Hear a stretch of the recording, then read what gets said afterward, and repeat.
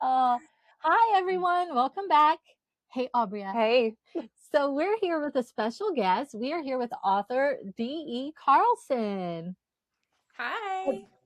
what do you want us to call you? You can call me Dorothy. But what got my attention was I got a notice on my Instagram saying, "Here's a thread you might want to you might be interested in." So I went to see, and it was a thread talking about someone's going to cancel Fairy Loot because of some author, and there was this whole thing, and I'm like, so I just messaged in there. I didn't know any of these people. I'm like, who are we canceling and why? Well, this author put something, her dedication, blah blah blah, and they didn't give a name, but they gave me enough information that I went and I searched and I found you, and I was like, huh, I don't see anything objectionable here. I like what I'm seeing. I'm going to reach out. And I asked Aubrea, she said it sounded great. We reached out to you, and here we are. Yes. Dorothy, introduce yourself. Tell us about who you are, when you became a writer, like just kind of your background and how you arrived here. Sure.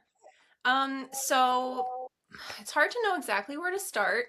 I feel like ever since I could scribble words, I've been creating stories. Even before that, because I would make up stories to tell my little sister to get her to go to sleep at night. It was always a princess, and the princess always had to go on a quest to save her kingdom, which is, still what I write. And then I was homeschooled, and my mom realized pretty early on, this is not going to be a math girl. This is not going to be a science girl. This is going to be an English girl, a writing girl. This is going to be a girl who likes words. And so she focused my education in on classical writing, classical literature, just kind of enveloping me in all of that. I think I wrote my first chapter book when I was 12. I did not finish it. Or is your mom was she a big reader? Did she write anything? I mean, it sounds like if she saw that was something that she wanted to kind of focus your education on, she must have some type of background in that. Well, she was an English major in college, and an education major as well. She was a school teacher before she had kids, and then she decided to homeschool her kids because she was a teacher. So why would she send her kids away to be taught? So yeah, she had the understanding to kind of know what she was seeing in me and to give me that special attention and that special direction. And it was definitely not forced on me. It was what I wanted. It was absolutely everything that I wanted. That's awesome. How did your writing journey progress from being homeschooled and that sort of crafting of your education around writing and words? How did you get trajectory? That's a good word. Mm-hmm. Yeah, I really love that question because I run into a lot of girls, who read my books who are basically me, back then. And so they come to me for advice, and it's not the advice that I give is usually not the advice that they want.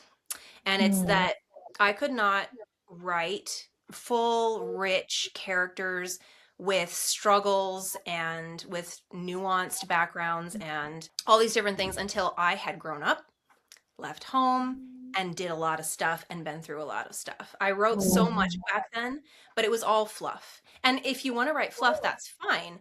But if you want to achieve depth of character and a richness of the story, those nuances are those very, very small hints in a story are really what bring that richness forward. And I definitely was not ready. And I was pushed really, really hard to publish at a very young age. And I'm very grateful that it did not. Who pushed you to do that? My mom wasn't exactly are you familiar with Vanity publishers? No. Uh, so a Tell me. Vanity I don't know what publisher that is. is kind of a predatory, false company that goes after writers who don't really know the industry and says, they say, pay us this, which is usually a lot of money, and we will publish your book for you. But what they mean by that is they'll print it. They won't market it, they won't do any of the groundwork. They won't pay for a good cover. They won't pay for good editing, if any editing. And so And they want you to pay them? a lot of money. Once they have your money, that large amount of money, that's all that they actually cared about. And so they're not really going to take it much further than that because they got your money. They don't need your book to do well. They have no skin in the game. they got your money. Anyway, the reason I brought up Vanity Publishing is because my mom did not know better, and she found a Vanity publisher, told them about me, and they started calling me. And for the next 10 years of my life, from a very young age, daily, they were calling me to see if I was ready to publish. It's only $5,000. To get your book published, and they were just harassing me for 10 years of my life almost every day, and it made me feel really uncomfortable, and I didn't like how predatory they were being. And I just decided I'm not going to publish right now. I'm just going to write. And that was the best decision that I could have made, because that's where my author career would have gone to die. So what changed then from, kind of resisting and holding off on publishing, and now you're an independent publisher or an independent author? How did you go from that experience to actually publishing your first book? I got married, and I, was To a cowboy. To the tall, handsome cowboy. Yes. He actually did rope me the other day. It was very fun. I need a picture. Wow. I need evidence. There's another premise for a book right there. So anyway, yes, I got married. I was focused on learning my husband's lifestyle. He was a farmer and a rancher, and so I wanted to learn all the ins and outs, and I wanted to be his little helper and follow him around. And so I focused on that for a couple years while we waited for little ones to come along. Unfortunately, when it came time to bring little ones into the world, that did not go so well for us. We've had a lot of really, really hard times, and after a particularly bad situation in my life that changed pretty much everything about how I see myself, about how I see the world, about how the world perceives me. It just kind of was one of those experiences that alters everything about your brain chemistry.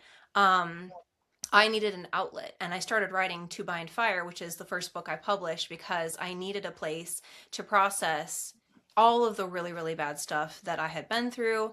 And while I was writing that, I started joining some Facebook groups and then kind of just lurking to learn how publishing would even work. And it was very casual. I wasn't sure if it was something that I wanted to do, because it's really scary to put your work out in the world and let them, rip it apart. It's very scary. And I knew that.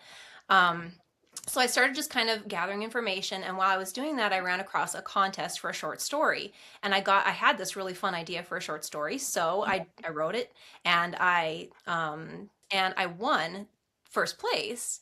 And later on, I found out that they also are a Vanity publisher, so whatever. But the point is, it gave me the courage to be like, oh, I can write, and people can see the value in my writing. Not that everyone will, but these guys did. And at the time, that's what I thought the situation was. I mean, other people entered, and I did get first place, so it does count for something. I practically had to blackmail them to get my prize money, though, because they did not want to give me my prize money for years afterwards. It was a $500 prize, and I waited and waited and waited, and I finally told them, if you don't give me my prize money that I won 3 years ago, I'm going to tell everybody you didn't. And they were like, it's been PayPal to you. Have a nice life. I was like, thanks. But just think how many books you could buy with $500. I know. What they wanted was, they were going to give a free publishing package to whoever won first place.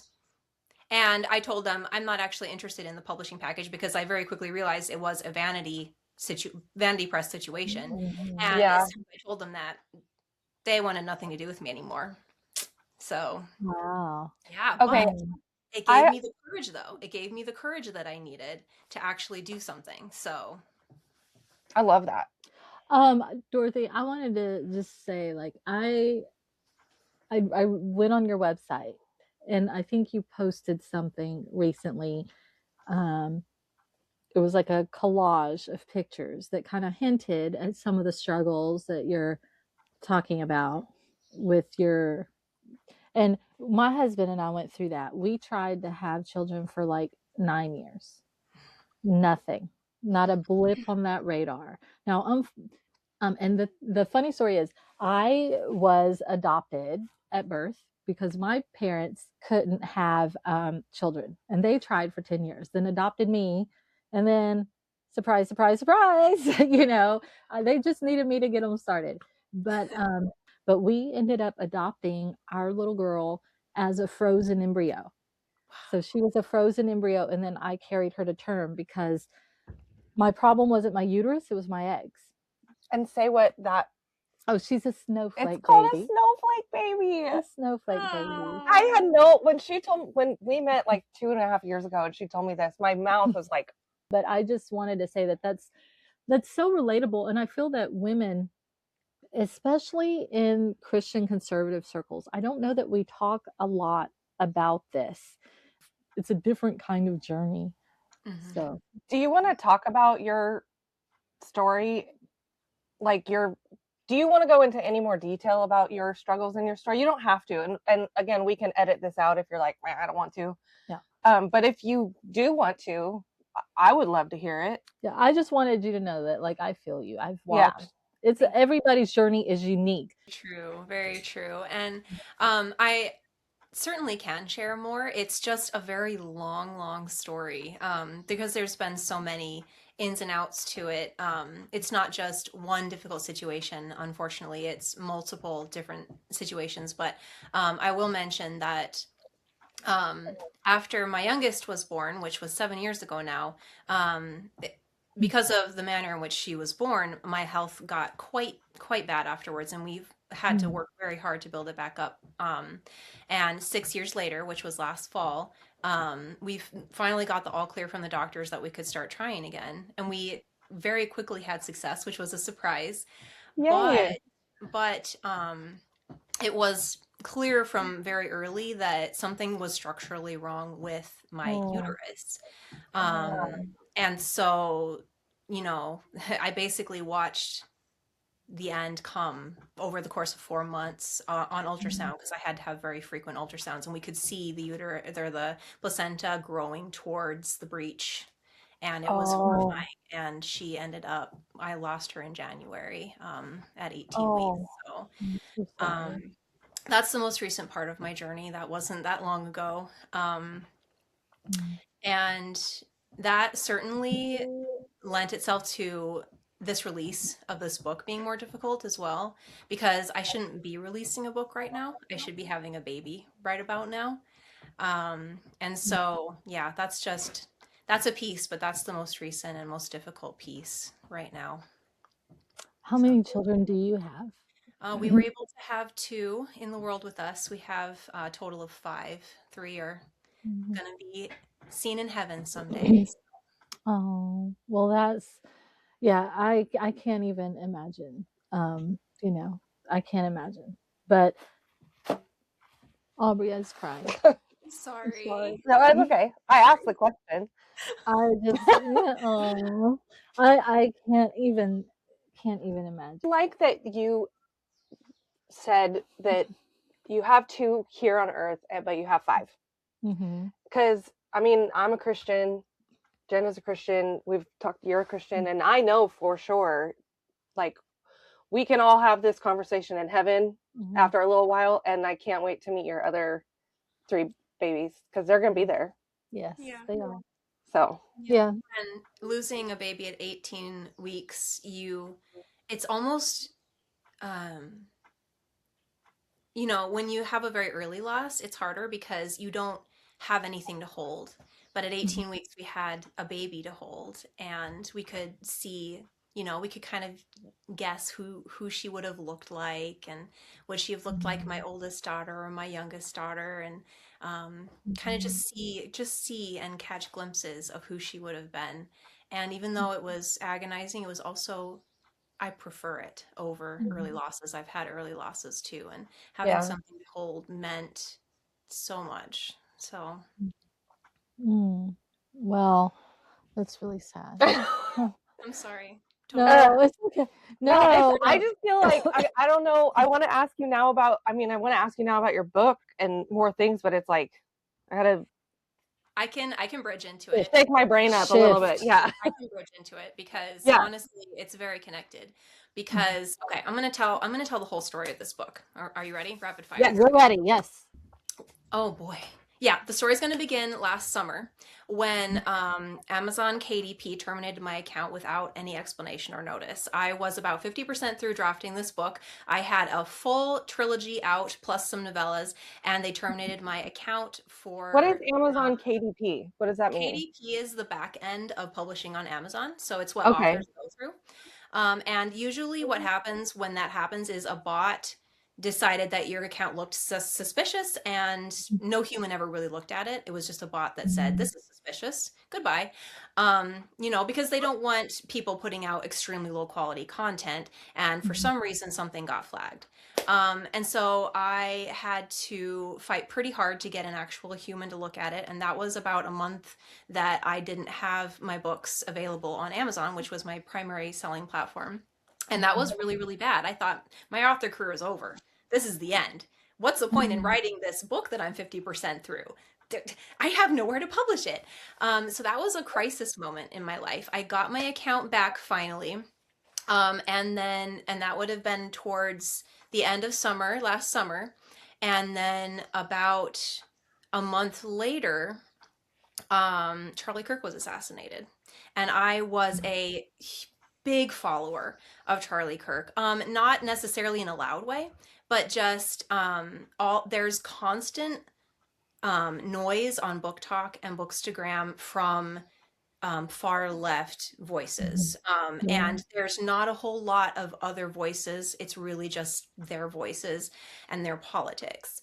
And it was really starting to infiltrate my brain. And then I found Charlie Kirk when I was just scrolling Facebook, and I happened across his debates, and I thought, this guy's different because he gave a mic to the opposition, and then he was quiet and he listened to them speak.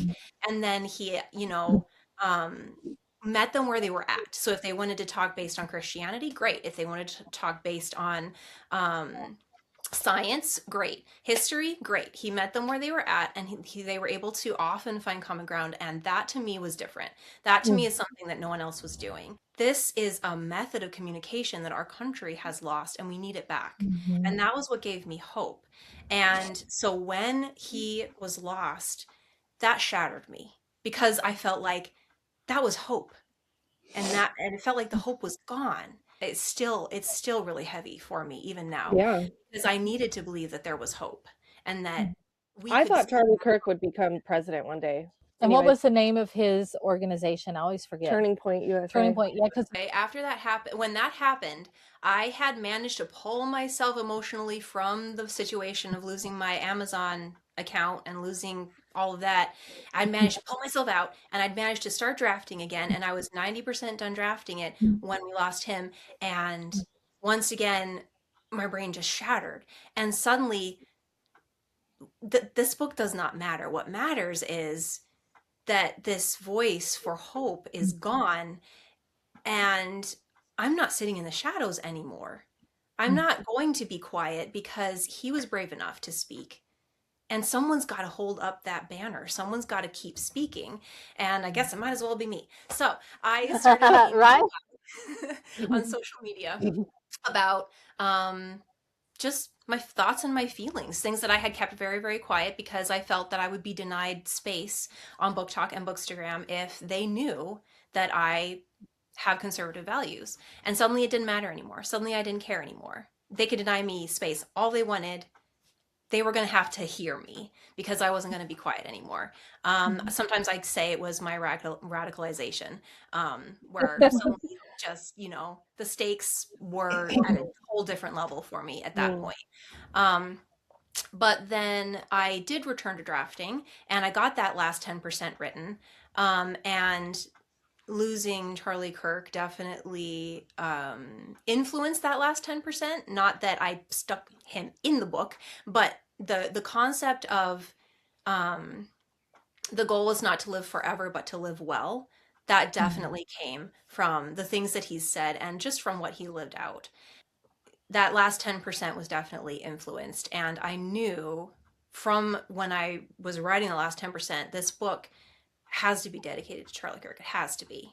Charlie Kirk is not my Jesus. He's a man who did amazing things and gave me hope.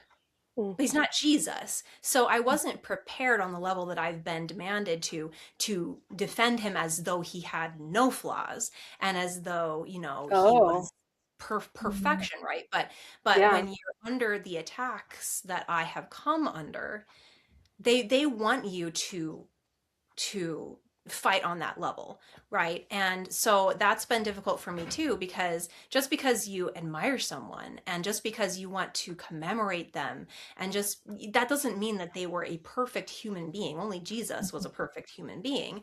All of that has brought me to this book's birth, from deciding being accepted into bookish spaces doesn't matter as much as being heard right now, to, you know, losing my baby in the meantime, and then coming back and announcing the book's dedication, and very quickly falling under a lot of just really, really strong hatred, and having to figure out how to, you know, when I'm already in a damaged mental and emotional headspace from losing a baby, um, how does God want me to behave in this situation? And so I started researching spiritual warfare like crazy, because I was trying to understand what was happening to me. And I was trying to understand why the words that were being said to me were so heavy. Because what I'd been through losing my baby, should have been much heavier. But for some reason, the words that were being said to me on social media were so heavy, and they were altering how I thought about myself, how I thought about the world. They were making me feel like I was in danger all of the time. Um, and so I started looking into spiritual warfare, trying to understand what is happening to me right now. And in looking into spiritual warfare, I kept coming across this one word: stand. Stand, stand, stand. When the Bible's talking about spiritual warfare, so frequently it says stand. It doesn't necessarily say hack at the enemy with your sword. It doesn't necessarily say, you know, run and hide and I'll protect you. It says stand. And it made me think about how, as Christians, we're here to occupy. This is not our home. We're here to occupy until Jesus comes for us. And so I decided, I don't need to fight. I don't need to get in there and scream at people and say, Charlie Kirk was perfect and you're wrong for thinking all these things. Because that's not really the point. The point is to stand for Jesus. And that's what Charlie Kirk did. And that's what I want to do. And that is the whole story of this book. I just think that's so great. I totally agree with you. I think that what Charlie Kirk was doing was just reminding people that in America you get to have an opinion, and you should also be able to speak on your opinion and disagree with people. That was his whole point. And people, so many of the left just want to like demonize him, like he was on this like crazy crusade to get out there and like corrupt college students or whatever. But like these students are on campus, they should be the best and brightest minds. So have a dialogue. And I just think that it's so commendable that he was challenging young minds to really think. It's part of the Socratic discussion. You know, it was famed back in the ancient Greeks, but it looked to me like what he was doing was Socratic discussion. Like they would present a point and he would ask them more questions that would either help them see maybe holes in their argument or look at it from a different way. And like that's the cornerstone of a liberal arts education, and especially like classical education, is the questions, that Socratic discussion. Josh is real big on the Socratic discussion thing. So, but I also, Next time we'll get him here. there's a lot of talk right now about, oh, censorship and banned books. Banned books. Okay, first of all, I don't know that I've ever seen an actual banned book in the US in my lifetime. So, I mean, I go to like Barnes and Noble and Books A Million, and there's like a banned book section. And I'm like, these are not banned. People You can are order them on reading, Amazon. and people are reading these in high school. But I've found that the people that are going around talking against censorship and wearing the whole I read banned books t-shirts and whatever, they're the same people that are trying to cancel you, that are screaming about, oh, this author dedicated. I mean, I've seen people dedicate their books to like their childhood dog. Yeah.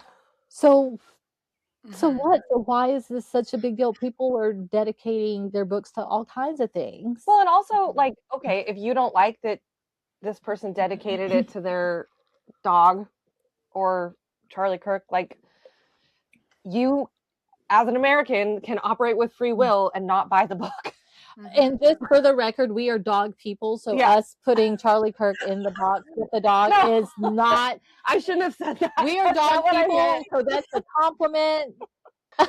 Well, okay, and I should clarify what I mean by that, like about you in America operate with free will. I think that buying a $30 book or whatever, I'm a mortgage person, okay? I see how people live paycheck to paycheck, and they're trying to buy, in Alabama, $125,000 home, and we got to just skimp on the ratios to get them in. So, like, buying a $30 book is a big deal. And so while I do not support censorship at all, I also think that, like, I think that there's like a difference between censorship and like being a little bit transparent about the content or even like the trigger warnings of your book. It's not about censorship. I do not believe don't publish it, don't print it. Print it. It should be out there for the world. Someone's creativity, like even if I disagree with it, print it. But be honest.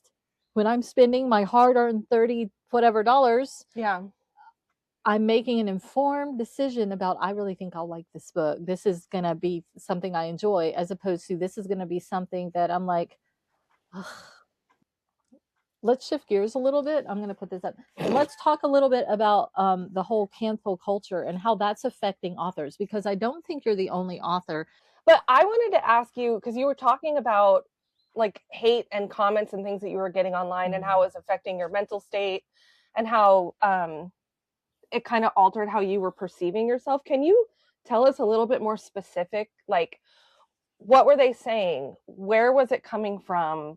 So unfortunately, a lot of the words that they were using are words that various platforms will cancel you for having in your video. So is it exactly on Instagram or TikTok or in your like Instagram DMs? Like was the worst.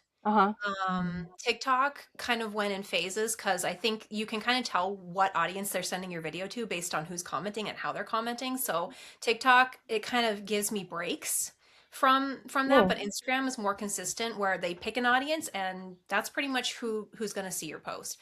I don't know if they have meetings and they're like, okay, that word's not working, let's try this word on her, or I'm not sure exactly how that happens, because it definitely comes in phases. Is it all just because of the dedication, or is there any content in your book that they are objecting to? They probably haven't even read the book. It's very unlikely that any of the people who are saying these things have read the books. Do you get any sense of how many of those comments are from real people versus bots? There's no way to know for sure. Sometimes when I see the worst comments and I'm deciding, okay, do I need to block this person for my own personal safety? And I go check their profile, there are always pronouns on the profile. Always. I'm so glad she brought this up. I've been wanting to tell people my pronouns for the longest time. Wait, you know mine. What? The problem. Oh, that's true. My pronouns are Your Majesty, Your Highness, and Your Ladyship. So people, I'm just the problem. Period. I like that. Yeah. And if they like hate me online, that impacts me in my real life 0%. Obviously, except for like personal safety. And I do want to go back to that too, because you did say that you got some comments that really made you feel like, oh, am I actually safe? So actually, most of the time, the really threatening stuff wasn't directed specifically at me, because what would happen is in my comments, somebody would start arguing with somebody else or calling them out on their hate, but in an equally aggressive way. And so that would escalate to a point where I was seeing the individual threatening harm on the other individual. And that was where I would step in and say, this conversation is over, this is unacceptable behavior, and then I would block the person that had made the threat. And so usually that's how it came to be. I did get a lot of DMs, and I got to the point where I was deleting DMs without reading them, because I already knew what was going to be in them. And so I'm not tracking any specific threats. We're prepared to handle them if they come up, but I'm not tracking Right. any threats. Do they know your husband is a cowboy? A real cowboy? They will find out the hard way. Now, do you feel like things have settled down somewhat with that, or is it still coming in spurts? The attacks have become much more passive aggressive, and I think it's probably because I stood my ground and I haven't gone anywhere, and I haven't, I haven't given up. I did the thing that I said I was going to do. And so instead, they're much more passive aggressive. So in different phrasing. So it's more passive aggressive and more like, you're really annoying, but we can't get rid of you apparently. So I guess, whatever. So I will say though that it's very interesting to me that they're comparing you to the Nazis when in Germany, in Berlin, in Austria, the ones who were doing the censorship and who were burning the books and who were saying you can print this, you can't print that, you can't talk about this if you disagree, that was the Nazis. So basically the people who are calling you out on that, they're the one behaving as the Nazis behaved back then. The Nazis would be doing. I mean, that's what the left do. They accuse you of doing exactly what they are doing. I feel like for the most part, the bookish community is full of wonderful people who love stories, who love supporting authors. But then you have these a few bad apples. And I've actually seen some bigger Instagrammers. For example, one of them was Kayla Books, the pretty blonde, who she said something recently about these people canceling authors because of whatever. And she didn't mention names, so I don't know if she was talking about you or the other author. But she was like, you can dedicate the book. She was basically saying, y'all stop harassing these people because of free speech. And I mean, I think that's a problem in this country too. Like, because I think most true lovers of books, if you truly love books and authors and stories, and you truly don't believe in censorship, then you would not be coming after an author who is exercising her freedom of speech to dedicate the book, because that's not hate speech when you just say to somebody. Yeah. No one can interpret that as hate speech in any shape or form. So what is the answer for the Bookstagram community with that? It's very one-sided. It's very people on the left. You don't see, like, if someone dedicates the book to like RuPaul or whatever, you don't see the right attacking them. You know what the right does? Hmm. Like the book I was just complaining about? We just return the book. You just return it. And you know what I did on the internet? Nothing. I didn't make a comment. I didn't make a post. I just was like, I'd like my money back to then spend on something else. Well, I did that one time. What? I put the reviews on Goodreads. Oh, that one well, time. yeah. I mean, okay. And I would put a review on Goodreads because okay, this is a whole other thing. Not to distract us any more than we already are, but we believe that when we write a review, reviews are for other book readers. They're not for the publisher. They're not for the author. But because I, in that instance, would really have liked to know that there's a subplot containing these icky things that are not my thing. They're not for me. Yeah. And I would have not wasted $30 and 2 hours of my time to go to Barnes & Noble twice to buy it and then return it. So here's a perfect example. But I also didn't slide into her DMs being like, you should be canceled because I didn't like what you wrote. Right. And I think that's the mature thing. And when did we become a nation that feels the need to bash on anyone who likes something, writes something, believes something that is different from what I do? That I disagree with being a vegetarian, but my sisters are vegetarian, but it doesn't change. I don't think vegetarianism is a sin. No, but I disagree with it. It's not a sin, but I disagree with it because you're missing out on the burgers. But I told Okay, we've been rambling for a little bit. We gotta let But Dorothy. do I not make a point? I make a good point. You're doing great. Thank you. No, okay, but sorry, we went zig around the corner and now we're back. Sorry. What is your take? What are your thoughts on all of it? So a couple of things. First, you touched on reviews being for other readers and not for authors. 100%. I just wanted to say I back that absolutely. I actively avoid reading my reviews. My husband screens them for me because reviews will 100% affect how I write and affect how I perceive myself as an author. And if someone feels a certain way and needs to talk about it, they should have that space and they shouldn't have to worry about affecting me, because I don't want anybody to be like, oh, I can't say how I really felt because that will hurt the author's feelings. No. You need to be able to say how you really felt in the review space, and I need to be able to keep writing my books. So we'll just stay in our spaces. That said, speaking of spaces, let's talk about BookStagram and BookTok and the extremely high level of leftist rhetoric that we do have in those spaces. I think that we see a certain thing to be true there that is true in America as a whole. There is a silent majority in this country, and they are your average people who go to work, who pick up their kids from school, who do their kids' sports and then make supper and go to bed and start over again in the morning. And what they care about is that America stays free so that they can keep living that life. And they are not super loud and super angry because they're not being stirred into a rage.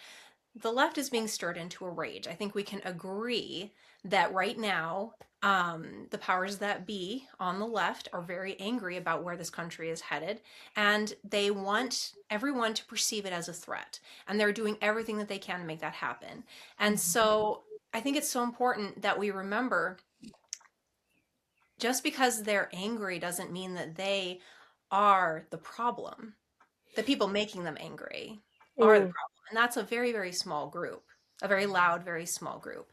And so I really hope in these interactions we can, I know it's really, really hard. I've been living how hard it is, but I don't want to stop seeing the person on the other side of the screen. I don't want to stop seeing, assuming that they're not bots, I don't want to stop seeing that there is a person behind the username, a person behind the awful names that they're calling me and all of that, a person who has been victimized, stirred into a rage by a political party that does not care about them, only cares about what they can bring to the party and not about them as an individual. And so I'm trying really, really hard to keep that compassion and keep seeing the humanity of the people who strongly disagree with me. And I just don't want to lose sight of that. I really, really don't. And it's really, really hard. But I think it's so important to remember that the left and the right are supposed to balance each other out in this country. And if one goes away, the other can go too far. And so we really do need the balance. And all those checks and balances were put in place by some very wise people very early in this country. And they have been able to keep us in a good place. We swing one way or the other, but we never go quite too far, And so I want to maintain that. I don't want to see the left eradicated, because the right can go way too far right. I mean, I don't think that it's happening. I think actually the right is kind of more moderate right now in this country. I don't think it's happening right now, but it can happen. I don't want to see that happen either. So I really don't want to see the other people as other people. I want to see them as humans. Well, and a lot of times rage is a result of fear. Yeah. And I think they are being stirred into fear of what's going to happen with being a vegetarian. But those people who are vegetarians, they're also the ones out there planting trees and rescuing whales, which I do support rescuing I don't think whales. I agree with anything you just said. You don't? I don't think so. I really don't. You don't think left people do some of these good things? They start dog rescues. Listen. They got the pink. Okay, listen. Not that that's a judge of whether if you you're have pink left or right. hair, does not make you a bad person. I And never said it did. no, I'm just like, but you're. I feel like what you're saying is like, oh, we can't like demonize the left, but I don't think we are. No, we're not. No, Like, I'm just trying to be extra fair. People are just people. When I was in college, I got involved in politics. It was when Clinton was running for re-election, and I listened to both parties, and I became a Republican very much at that point in time as a 19-year-old, as an anti-Clinton stance. But then Jenna's been based since the beginning. So, well, I also think, I mean, going back to our conversation earlier about your experience, I think that there's a real difference between how the left and how the right, as categories of people, behave online versus in person. I'm about as conservative as you could get, but I have so many friends that are more liberal, and I honestly, like, let's get a little wine drunk and have a little debate around the kitchen table. That is like so fun, but it's different than the dialogue, which is not real dialogue, that happens online. Oh yeah, for sure. And online gives people anonymity, and I think a lot of people on the right feel that way. Like, carry on. Like, I disagree, but I'm like, well, that's America. You're allowed to disagree in America. Yeah, that's the beauty of it. It's okay. Okay, so I want to get back to her book. So we can edit some of this unless you want to talk some more. This is what I was going to... Wait, no. Wait, are you guys sisters? No, we're just really good friends. We spend a lot of time together. Okay, I love her. I want to go back. I want to go back to her book. Yes, but I also want to, like, I know my eye is watering. I know, it's just the allergies. Bad. Is it? We can. No, you're fine. You can FaceTune me. Let me look. Yeah, I can airbrush you. Okay. Wax on, wax off. Okay, so but this is my agenda. I want to get back to her book, but I also want to make sure that we give her the platform to say anything else that you want to say. Yes. And then we want to ask you just like random rapid fire questions about random things. So that are fun. Yeah, not political. We're going to ask you like who your book boyfriend is and those types of things. Inquiring minds want to know. Mm-hmm. Okay. So do you have anything else? Yeah. Any topics you want to cover? Yes.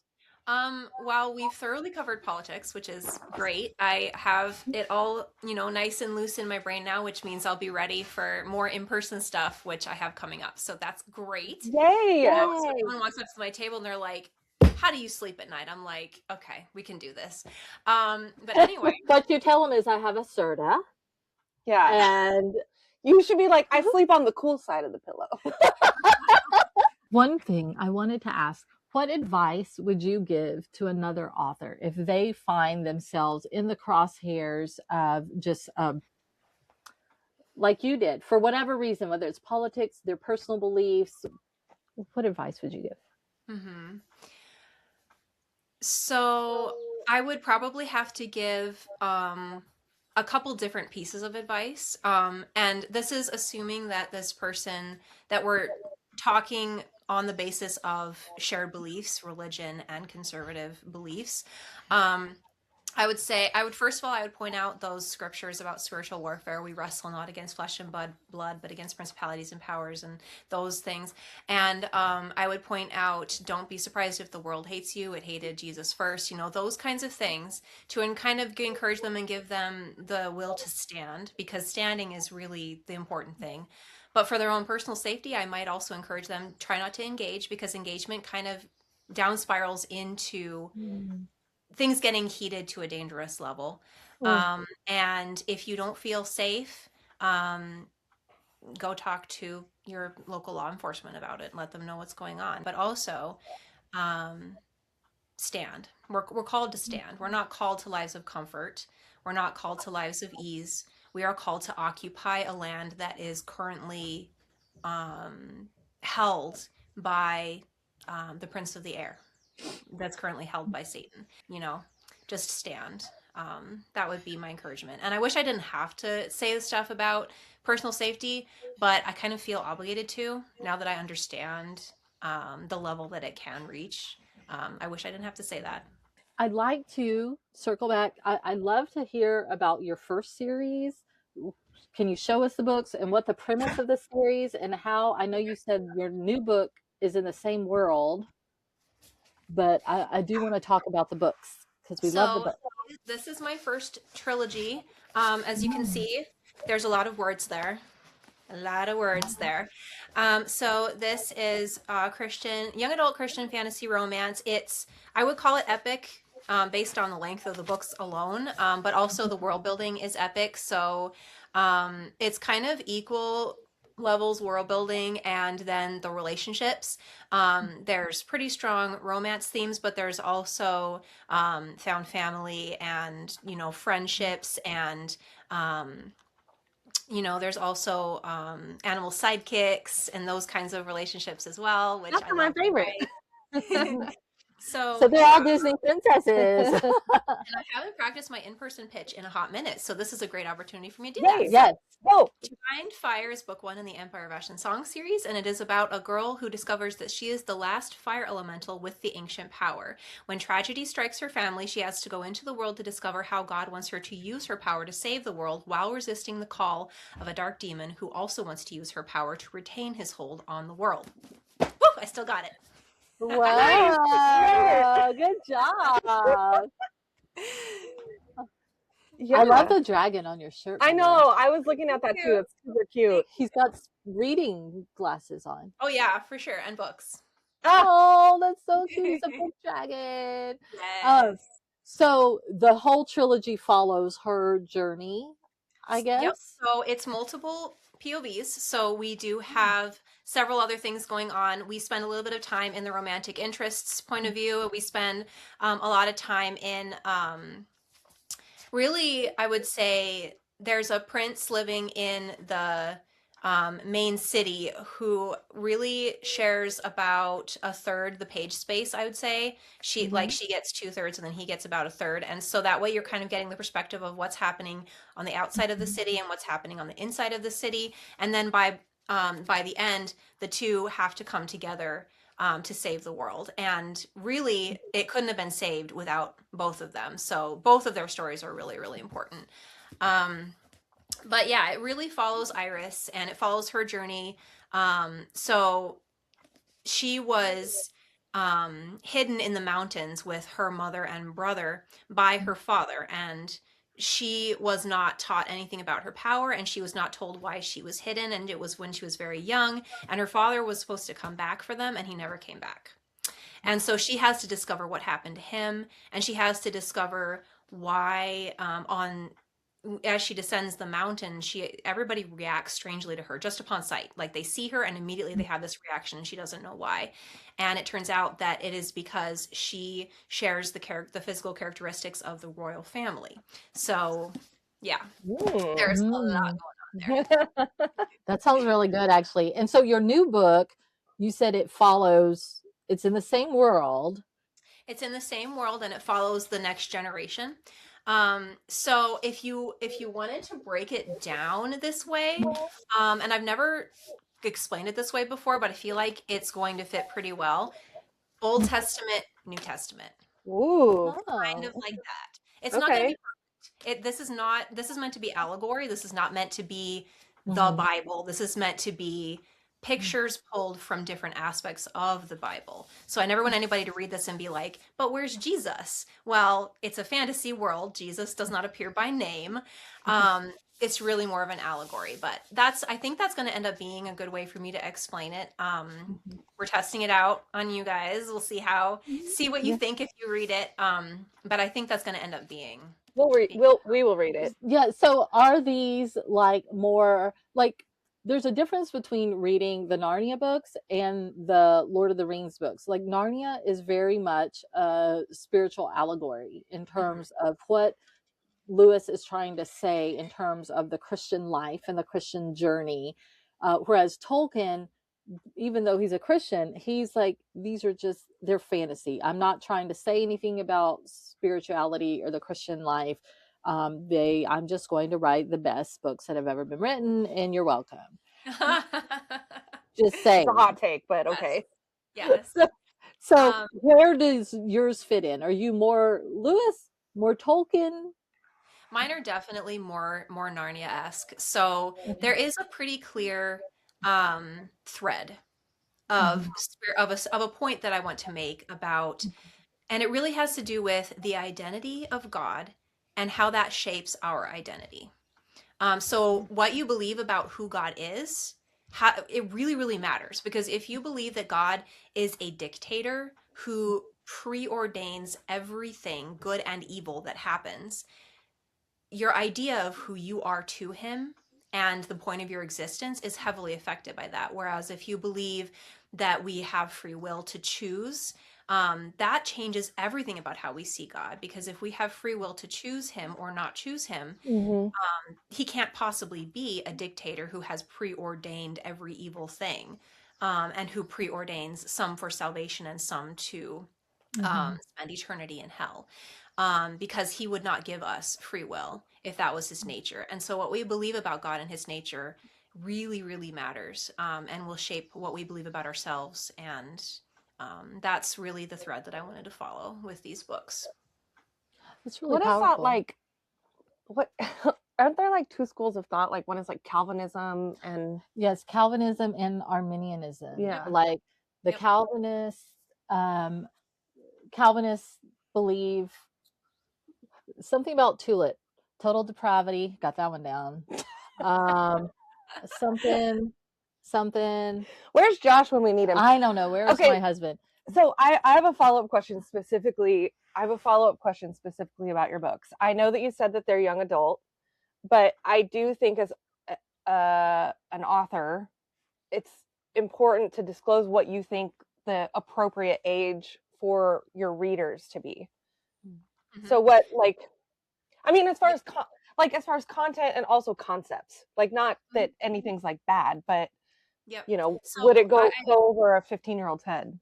I do like to recommend 15 plus, because personally, my kids aren't at that age yet, but personally, because of the spiritual warfare themes and not categories, but the type of things that we get into and the visceral way that I describe some of the experiences, I feel that 15 plus is a better age range. But I will say I have a huge readership that is 12 up. And so it really comes down to the maturity of the reader, of course, and the preferences of the parent. But when people ask, I usually say 15 plus, not for spice themes, but for the heaviness of the spiritual warfare and the demon possession and the way that those things are portrayed in a very visceral experience, the themes. So That is really good, because I used to read a lot of like the Christian fiction and I got away from it because it was just too preachy. It was too, I'm like, I have always been a very advanced reader.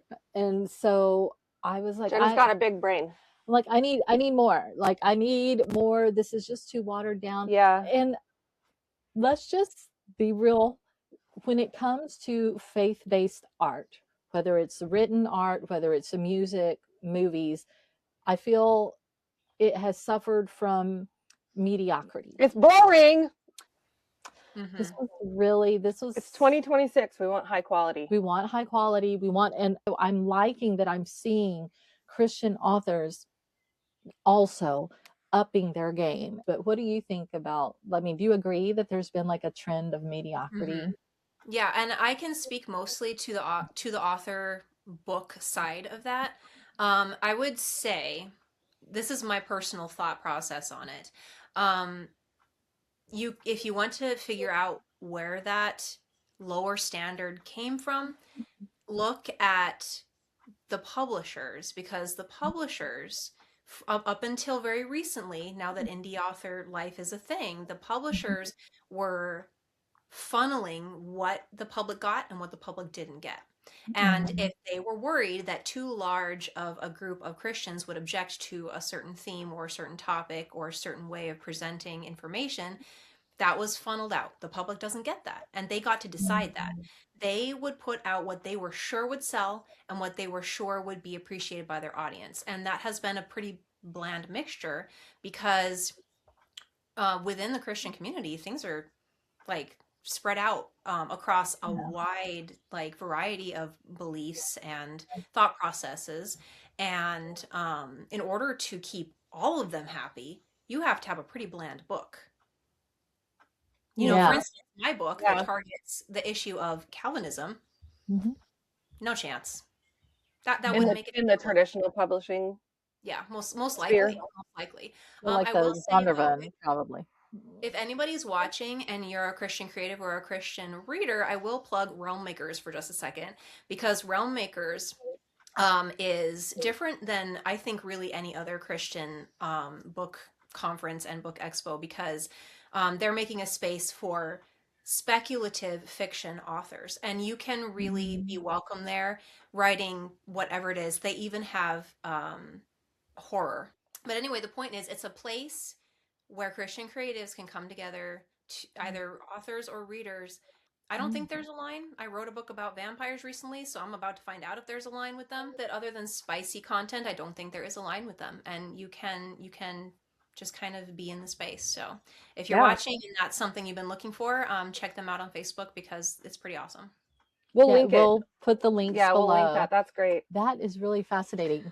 Are we ready for rapid fire? Because I'm about to lose my mind. Where can people find your book? And we will put links in our show notes, but okay. So if you go to my social media and you go to the link in my bio, everything is in that link. All the bio links you can buy in physical, you can buy the hardcovers, the paperbacks, or you can buy on Amazon. You can read on KU, you can get the ebook, or you can buy the paperback on Amazon. All of those are great for supporting me. So I get a lot of questions about what's the best way to buy to support you. Any one of those ways are great, but the hardcover is only available through my own shop. So if you want a pretty hardcover, you have to go through my shop. That's awesome. So we're going to put Dorothy's links underneath. Are your books available at any like libraries? They're available upon request, because I print through Ingram Spark, which libraries will buy through. So if you go to your public library and request, they should be able to get it in for you. I love libraries too. All right, rapid fire, and we'll take turns. How about it? Okay. So, I'm not going on that list. I got my own. Oh, okay. Well, I got a list. I want to know: coffee, tea, or Diet Coke, or something else. Tea. Hot tea or iced tea? Oh, herbal tea. Yeah, not iced. Hot tea. Yep. Hot herbal tea. Okay, what's yours? All right. What are you currently reading? Oh, I'm reading so many things. But right now I'm still working on the Red Rising series. Oh. Okay, what I DNF'd Red Rising. I ranked it 4.5. I know. This is I got some comments about it. Yeah, I read it. I couldn't get past that they were 16. Oh, pretty. So I read it. So are you loving it? Like, how are you feeling about it? I am absolutely loving it. I know that. So I find it incredibly refreshing to read something that's written in a masculine tone. Honestly, that's the biggest thing for me. It's kind of a relief after reading nothing but young adult fantasy for a long, long time to read something that feels like rock instead of marshmallow. Like, and I'm not hating on my own genre, but I needed a break, and I didn't know I needed a break till I picked up Red Rising. And then I was like, oh, I really needed a break. So, what's one book you wish you could read again for the first time? Ooh. I don't know whether or not I'll get hate for this since I am a Christian author, but honestly, I wish that I could read Agatar again for the first time. Yay! Okay, so your theories for book 6, because we were thinking that it's going to be focused on more. Wait, okay, this is part of my questions. Oh. My turn. Okay, because I clocked that. I clocked Avatar behind you. Yeah. Like an hour ago. Okay, I have multiple Avatar questions. Oh boy, I don't know if I'm ready for this. You get one. No, I'm kidding. You can ask whatever you want. Okay, which one do I want to ask first? Okay, in the Avatar, just Avatar, who's your book boyfriend? Is that even a question? I don't. Well, I know who mine is. Reese. Obviously. I'm a Cassian girl. She's a Cassian girl. I'm a Dorian girl. I get it. That's not an Avatar. Yeah. I do get it. Okay, I do. I'm asking another one. I'm going out of turn. Does Tamlin deserve a redemption arc? Yeah. Yes! I knew I liked her. Yes, I agree. So do you want to ask about book 6? Because Oh, you can do it now. I just Okay. needed to know those. I had to lay the groundwork. Okay, I needed to know. I've been seeing people are thinking that book 6 is going to be focused on like Elaine and whatever, but we thought when we watched the SJM interview with Call Her Daddy, we thought it was going to be more focused on more. I assumed it was going to be Elaine, honestly. I don't think I'm as into the fandom as you are. Oh, we're in it. I'm so in it. But okay, so she said book 6 is going to be shorter, right? Like it's more like a novella.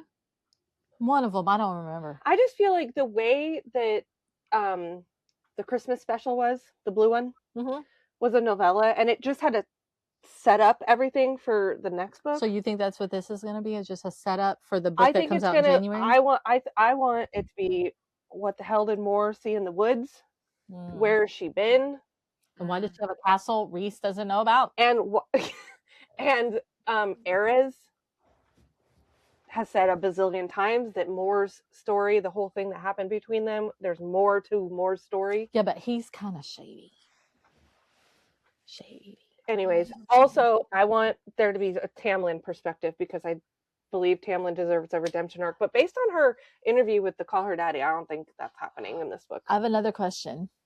What is the strangest thing you've ever researched for a book? Oh, that's a great question.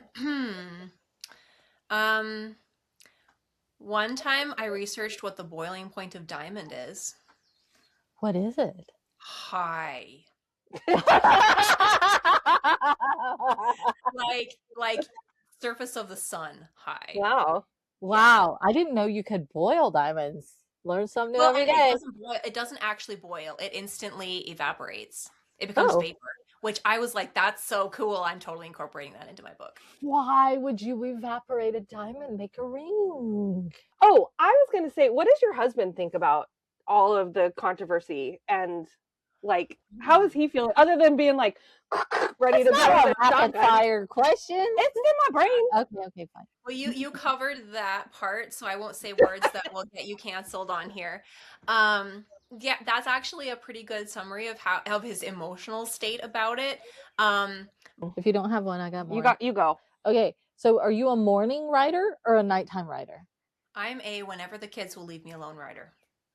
Fair. Wait, I have another question. Sarah J. Maas question. Okay. ACOTAR or Throne of Glass? I am going to get hate for this one, but ACOTAR hit my emotions harder than Throne of Glass.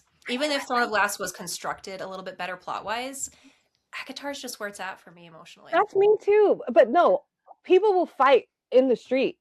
Like, for me, Throne of Glass, just that her whole journey, and then the 13. I just cannot stand Aelin. Okay, I like everybody else. Everybody else in Throne of Glass. I did enjoy the 13. I thoroughly enjoyed those POVs, but I was always annoyed when we had to go back. Yeah, to Aelin. I mean, I think Manon is my favorite, maybe my favorite character of all of them, of all Sarah J. Maas's books. I love Manon. I like her. I always say Manon instead of Manon, and then I'm embarrassed. So, because I know it's not Manon, but I always say Manon in my head. Did you in your head say Kale or Cole? Cole. Me too. Sometimes I would stumble over it because I didn't know. Until he started pissing me off, then I called him Kale Chips. Oh yeah. And then he quit pissing me off, and so he went back to being Cole in my head. So, what are some of your favorite books of all time? Narnia is gonna be right up there. Mm-hmm. Obviously, there's the Bible, of course. Lord of the Rings is gonna come in real close. Books like Cruel Prince and ACOTAR and Throne of Glass and Stephanie Garber's books. Those are the ones that made me realize I wanted to write fantasy. So those ones come in. Not as high as Narnia and Lord of the Rings and all of those, but they definitely have to come in. It's kind of like a journey. If you follow the trail of my favorite books, you watch how I came to be what I am now. Edward or Jacob? Like we're going Twilight now? We're going all the way back. Oh, okay. Jacob. Yes, I knew I liked you. She's got all the things that are like I will trigger every other book reader on my opinion on. We agree. But one thing we haven't asked her, you asked her specific ACOTAR boyfriend, but what's your book boyfriend? Oh yeah, of all of them, and maybe it is Reese. But the problem is though, I have to go to my own books for that, and I know that's cringy. no, it's not. no, My favorite book boyfriend is, and this is not a spoiler, but you're gonna know something. Are you sure you want to know something before you read my books, or should we address this next time after you've read them? oh, I maybe. want to know. I want to know the hot take. You sure? Okay, I want to know too. I don't want to be the only one who doesn't know. Okay. So my ultimate book boyfriend is Jason from my books.